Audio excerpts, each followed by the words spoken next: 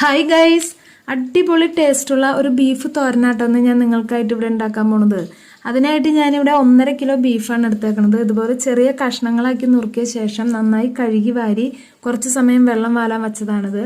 ഈ ബീഫ് ഞാനൊരു ചീഞ്ചട്ടിയിലേക്ക് ഇട്ട് കൊടുത്തിട്ടുണ്ട്. ഇനി അതിലേക്ക് 2 ടീസ്പൂൺ കുരുമുളക് പൊടി, 2 ടേബിൾ സ്പൂൺ വിനാഗിരി, ആവശ്യത്തിന് വേണ്ട ഉപ്പ് ഇത്ര ഇട്ട ശേഷം നന്നായി ബീഫിൽ തേച്ച് പിടിപ്പിച്ച ശേഷം 1 മണിക്കൂർ നേരം മൂടി വെച്ച് റെസ്റ്റ് ചെയ്യാൻ വയ്ക്കുക.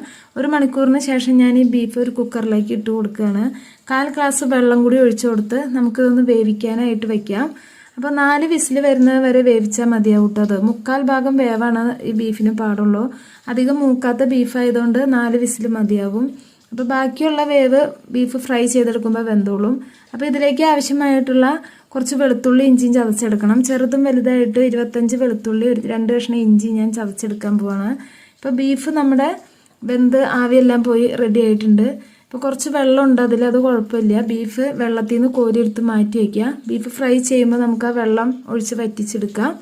അപ്പോൾ അടിക്കട്ടിയുള്ളൊരു പാത്രത്തിലേക്ക് വെളിച്ചെണ്ണ ഒഴിച്ചു കൊടുത്ത ശേഷം നമുക്ക് ബീഫ് ഇട്ടിട്ട് ഫ്രൈ ചെയ്തെടുക്കാം. വല്ലാണ്ട് അങ്ങോട്ട് ക്രിസ്പി ആക്കി എടുക്കരുത് കേട്ടോ. ഒരു മീഡിയം അളവിൽ ബീഫ് ഫ്രൈ ചെയ്തെടുത്താൽ മതിയാവും. ഇതുപോലെ കുറച്ച് എണ്ണ ഒഴിച്ചിട്ട് ഇതുപോലെ ഇളക്കി തിരിച്ചും മറിച്ചിട്ട് ഇളക്കിയതിന് ശേഷം ബീഫ് ഫ്രൈ ചെയ്തെടുക്കുക. അപ്പോൾ അധികം എണ്ണ നമുക്ക് ഒഴിക്കേണ്ട വരില്ല. അപ്പോൾ രണ്ടാമതിട്ട ബീഫും കൂടി ഞാൻ ഫ്രൈ ചെയ്ത് കോരി മാറ്റി. ആ ബാക്കി വന്ന എണ്ണയിലേക്ക് ഞാൻ അരമുറി നാളികേരം ചെറുതായി കൊത്തി അരിഞ്ഞത് ബ്രൗൺ കളറാവുന്നത് വരെ ബ്രൗൺ കളറാവുന്ന വരെ വഴറ്റി കോരി. ഇനി അതിലേക്ക് ഇഞ്ചിയും വെളുത്തുള്ളിയും ചതച്ചതും നല്ല എരിവുള്ള പച്ചമുളക് ഒരു 6 നടുകീറിയതിട്ടൊന്ന് വഴറ്റിയ ശേഷം 100 ഗ്രാം ചുവന്നുള്ളി ചെറുതായി അരിഞ്ഞതിട്ട് വഴറ്റി കൊടുക്കാം. കുറച്ച് വെളിച്ചെണ്ണയും കൂടി ഒഴിച്ചു കൊടുക്കാം.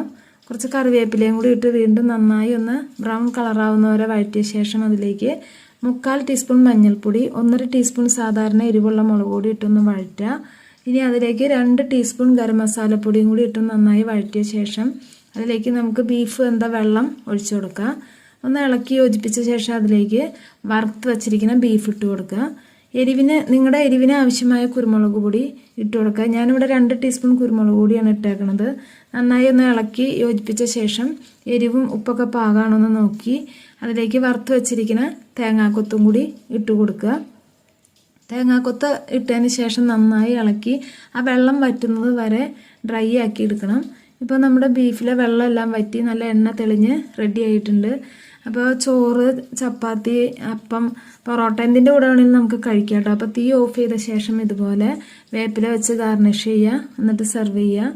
അപ്പോൾ നിങ്ങളിത് എന്തായാലും ട്രൈ ചെയ്ത് നോക്കിയിട്ട് ഇഷ്ടപ്പെടുകയാണെങ്കിൽ അഭിപ്രായം പറയണേ.